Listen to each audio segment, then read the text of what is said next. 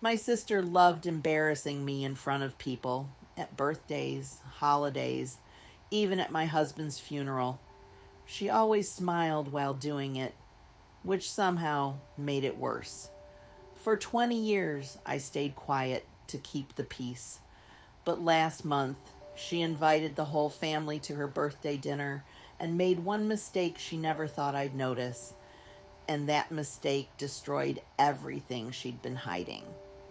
I am 74 years old, and I live in a small brick house outside Dayton, Ohio, the same house my husband Frank and I bought when our knees still worked and our children still called before they needed something.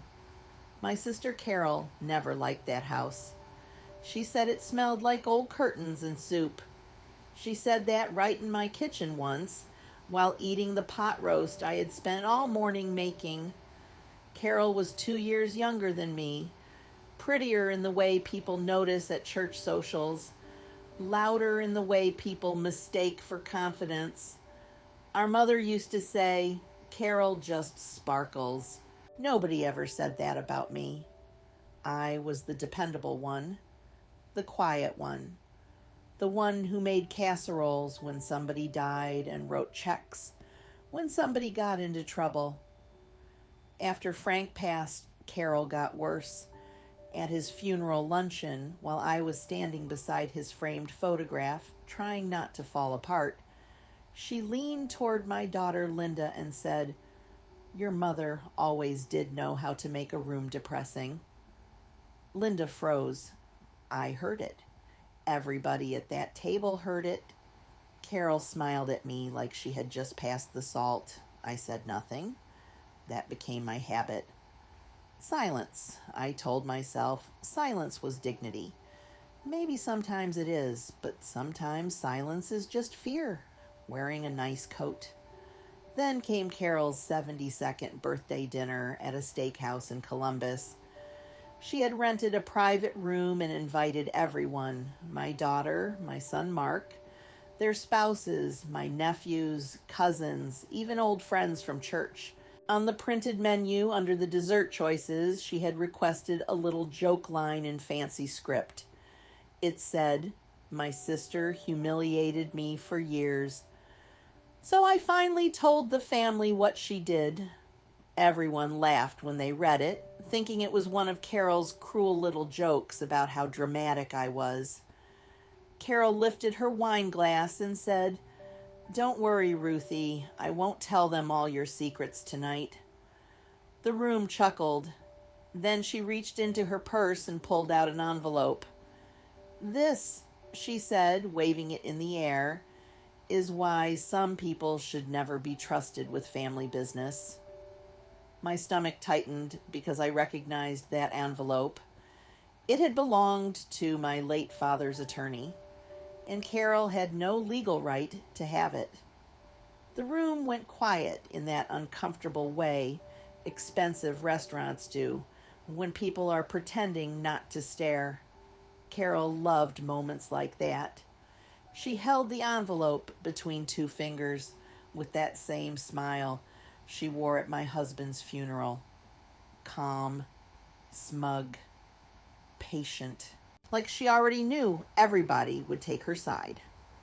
Carol, I said softly, where did you get that? Oh, relax, she laughed. You act like it's classified government material. My son Mark shifted in his chair. What is it? Carol looked around the table dramatically before answering. Dad's original estate documents. She paused just long enough to enjoy herself before Ruth talked him into changing everything. My chest turned cold. That wasn't true. But lies sound powerful when spoken confidently in front of people already willing to believe them. Linda immediately looked at me. Mom? I opened my mouth, but Carol kept going. She thinks nobody knew, she said. But Daddy cried to me about it. Said Ruth pressured him when he was sick. That hit me like a slap because our father never said anything remotely close to that. Not once. But he was dead? And dead people can't correct lies? I looked around the table. My nephew Jason looked uncomfortable. His wife stared into her drink. Mark avoided my eyes completely. Only Linda still looked uncertain. Carol slowly pulled papers from the envelope. "You want to know the funny part?" she said. "She got the house and still acted like some tragic victim for 20 years. I finally stood up. My knees hurt doing it. At my age, even anger comes with arthritis. "That envelope was stolen," I said. Carol rolled her eyes. "Oh, please." "No," I said louder this time. "You stole that from Harold Benson's office after he retired." That changed her expression for half a second. Just half a second. But I saw it. And suddenly, pieces I hadn't understood for years started fitting together so fast it made me dizzy. Because Harold Benson had called me 6 months earlier, asking if I still wanted some old family documents returned before his office closed permanently. He specifically told me some files were missing after Carol volunteered to help organize records. At the time, I thought it was just Carol being nosy. Now, I understood. Carol smiled again, but tighter now. "You always were paranoid." I looked directly at the envelope. That was when I noticed the date stamped in the corner. October 14th, 2003. Not the final will, an earlier version. She hadn't brought the complete documents. She had only brought the version that made me look guilty. My heart started pounding so hard I could hear it. Because if she still had access to the rest of those papers, then she knew something nobody else in that room knew. Something about our father's final weeks. Something she had spent 20 years hiding. Linda spoke carefully. "Aunt Carol." "Why would Grandpa change the will in the first place?" Carol answered too fast. "Because Ruth manipulated him." I looked her dead in the eye. "No," I said quietly. "He changed it after he found out what you did to Mom." Carol froze. Not dramatically, just enough. But this time, everybody saw it. And for the first time all night, my sister looked scared. Nobody spoke. Even the waitress standing near the doorway stopped moving. Carol stared at me across the table, and I watched the color slowly drain from her face. Not enough for anyone younger to notice, maybe. But when you spend your whole life studying one person, you catch the tiny changes. Her fingers tightened around the wine glass. "Ruth," she said carefully, "you should sit down before you embarrass yourself." There it was again. That same tone she always used when she wanted everyone to think I was unstable. Emotional.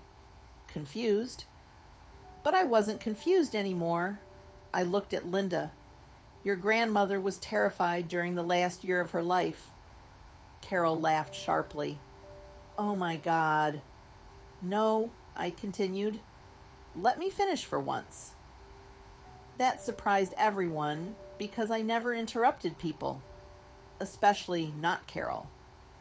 My son Mark shifted uncomfortably. "Mom, maybe this isn't the place." It became the place when your aunt started waving legal documents around. Carol's jaw tightened. I could feel my heart pounding so hard it hurt. But after years of swallowing words, they were coming now, whether I liked it or not. "Our mother stopped speaking to me near the end," I said. "Everybody blamed me for that. Carol made sure of it." Carol crossed her arms. "Because you abandoned her." "That's a lie." "You barely visited." "Because Mom kept canceling on me." I looked around the table. Did nobody ever think that was strange? I'd drive 2 hours to Cincinnati, and suddenly Mom was too tired every single time. Linda frowned slightly. I kept going. One afternoon, I came early without calling first. Carol's car was already there. I walked inside and heard Mom crying upstairs. Carol slammed her glass down. Stop. But I couldn't stop now. I heard Carol telling her she couldn't trust me, that I only wanted Dad's money, that I was trying to put her in a nursing home. Mark looked stunned. Jesus, Carol pointed at me. You are twisting everything. No, I stayed quiet while you twisted everything. The room felt smaller now, hotter. I could see Carol calculating, trying to decide whether anger or charm would save her faster. She chose anger. You think you were some innocent victim, she snapped. Dad favored you your entire life. That's not why he changed the will. Then why? I stared at her, because this was the part I had buried for 20 years, the part that still woke me up some nights. 3 weeks before Dad died, I said slowly. He called me crying. Carol went completely still. I continued before she could interrupt. He told me Mom had signed documents she didn't understand. Loans, credit lines, second mortgages. Linda whispered, What? I looked directly at Carol. Dad discovered Carol had been taking money from them for years. The silence after that felt violent. Jason finally spoke. Aunt Carol, is that true? Carol stood up so fast her chair scraped hard across the floor. She's lying. But her voice cracked. And that was the first real crack I had heard in my sister in 20 years. I reached into my purse with shaking hands and pulled out a folded copy of a bank statement I had carried for months without fully understanding why. Dad mailed it to me the week before he died. I laid it on the table. Carol lunged toward it immediately. Too fast. Way too fast. And that was when Linda looked at her aunt with an expression I had never seen before. Not affection, not loyalty, fear. Carol grabbed for the bank statement so quickly she nearly knocked over the wine. I pulled it back before she could touch it. Don't, I said. Her breathing had changed. Small, sharp breaths through her nose, like she was trying to stay in control and failing. That proves nothing, she snapped. But nobody was looking at me anymore. They were all watching her. Linda slowly reached for the paper in my hands. Mom, can I see it? I hesitated only a second before giving it to her. Carol took a step forward.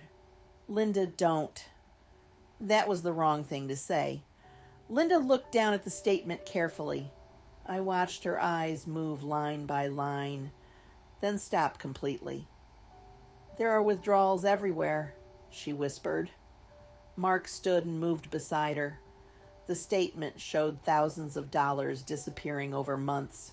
Transfers, cash advances, equity loans against my parents' house. And beside several transactions was Carol's signature. Not mine. Hers. Jason rubbed his forehead hard. Holy hell. Carol laughed suddenly, but it sounded desperate now. You people don't understand finances. No, I said quietly. We understand stealing. That made her explode. I took care of them.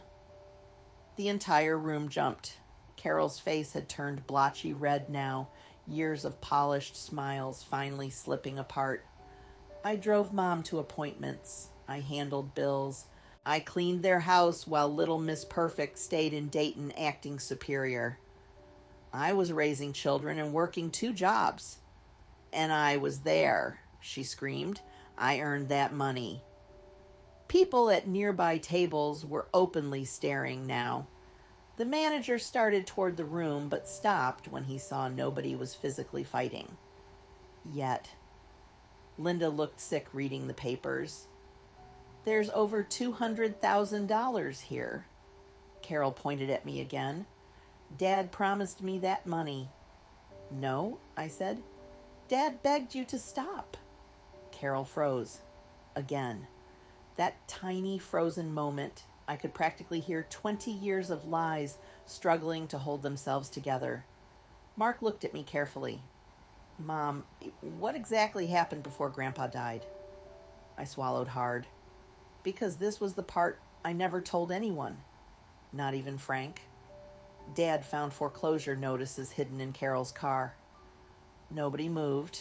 I continued quietly. She had gambling debts. Carol's chair tipped backward behind her. You shut your mouth. She forged Mom's name on loan documents. You bitter old liar. And Dad threatened to expose her. At that, Carol suddenly grabbed her purse. Not calmly, either. Frantically, like a cornered animal. Jason stepped in front of her. Wait a second. Move. People in the hallway were staring openly now. Carol looked around the room wildly, searching for somebody still on her side. Nobody spoke. Nobody defended her. And I think that terrified her more than anything I'd said. Then Linda asked the question that changed everything. Aunt Carol, she said softly, holding the bank statement with shaking hands, is this why Grandma stopped talking to Mom? Carol's eyes filled instantly with tears. Real tears this time, but not guilt. Fear. Because she knew I hadn't told them the worst part yet. And she knew, finally, that I was going to. Carol sat back down slowly, like her legs had stopped working right. The whole room felt poisoned now. Nobody touched their food anymore. Half the steak sat cold on plates. Ice melted in untouched drinks. Somewhere outside the private room, I could hear dishes clattering and waitresses laughing. Normal life continuing while our family cracked open in public. Linda still held the statement. Aunt Carol, she repeated quietly. Answer me. Carol wiped under her eyes carefully, trying to recover herself. Even then, even cornered, she still cared how she looked. You people have no idea what those years were like, she whispered. Mom was impossible. Dad was controlling. I sacrificed everything for him. That's not an answer, Mark said. Carol looked at him sharply. You think your mother's some saint? No, I said before Mark could speak. I think I was scared. That surprised them. Even Carol looked confused. I took a slow breath.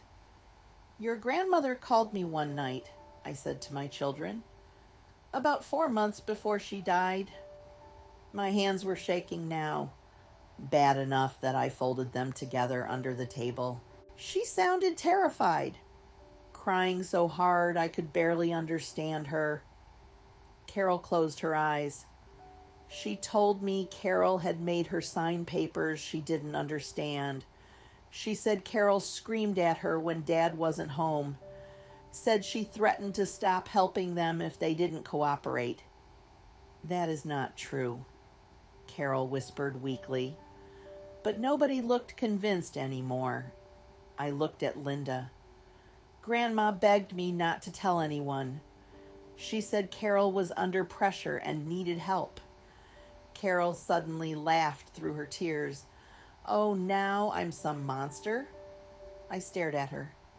No, I said softly. The monster part came later. The room went completely silent again, because they heard it in my voice. Whatever came next was worse. I reached into my purse one more time and pulled out a small cassette tape. Mark frowned. What is that? Carol's face instantly lost all color, and that, more than anything, told the truth before I even spoke. This, I said, is why Dad changed the will. Carol stood so fast the table shook. You said you destroyed that. Nobody moved. 20 years ago, my father had recorded conversations sometimes because he was forgetting things. Little reminders, notes about bills, appointments, medication. One night, he accidentally recorded an argument in the kitchen.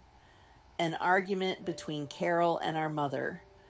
I had found the tape after Dad died inside an envelope with my name written on it. I never played it for anyone, not even my husband, because hearing it once was enough to haunt me for the rest of my life. Carol was breathing hard now. Ruth, don't. But I was done protecting her. I looked at my children. On this tape, I said quietly, your aunt tells your grandmother she deserves to die if she won't sign the house over. Linda covered her mouth. Jason whispered, Jesus Christ. Carol started shaking her head violently. That's not what happened. But I remembered every word.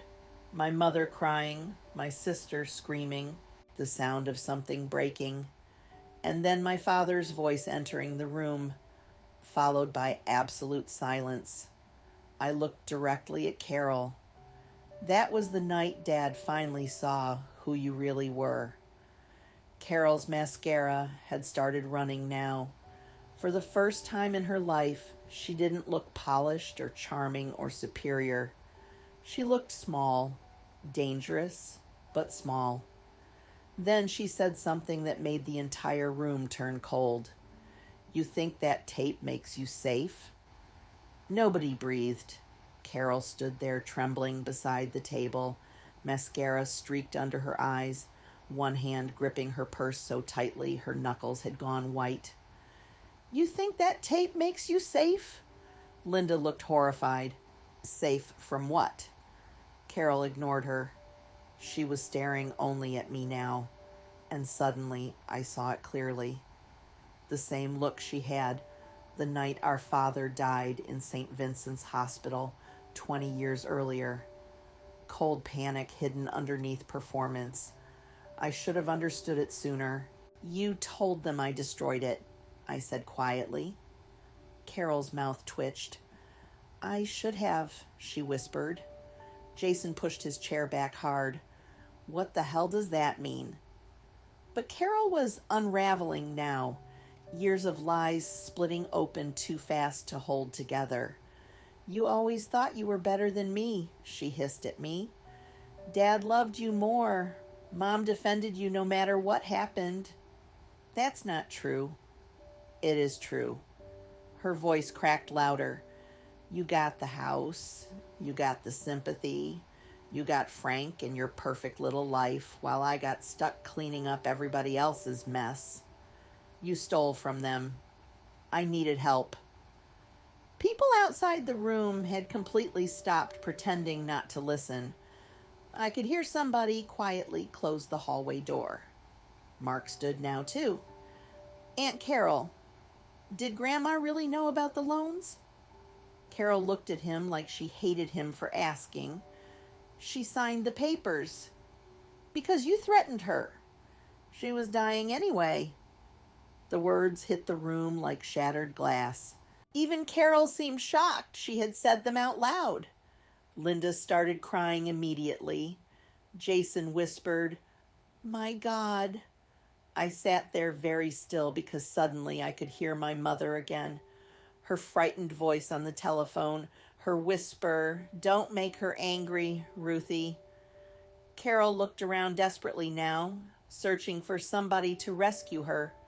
Nobody moved. Then she pointed at me again. You think you won? She snapped. Go ahead, play the tape, tell everybody, ruin the family completely. I stared at her for a long moment. Then I said the thing I had waited 20 years to say. You ruined this family all by yourself. Carol's face twisted instantly into pure hatred. Not embarrassment, not guilt. Hatred? And then Linda spoke through tears.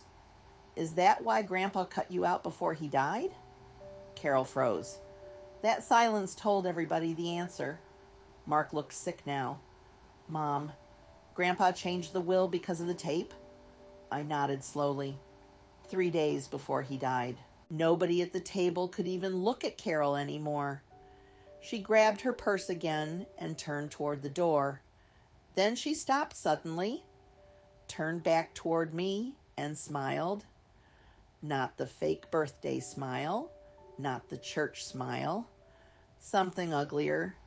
You should check Dad's final medical records, she said softly. My blood went cold, because I had never told anyone this part. Not even the police. Not even Frank. Dad died 12 hours after that argument, and for 20 years, I had never been completely certain why. Some stories end quietly, but the damage stays with people for years. If this story meant something to you, leave a comment below and subscribe for more real emotional stories like this one.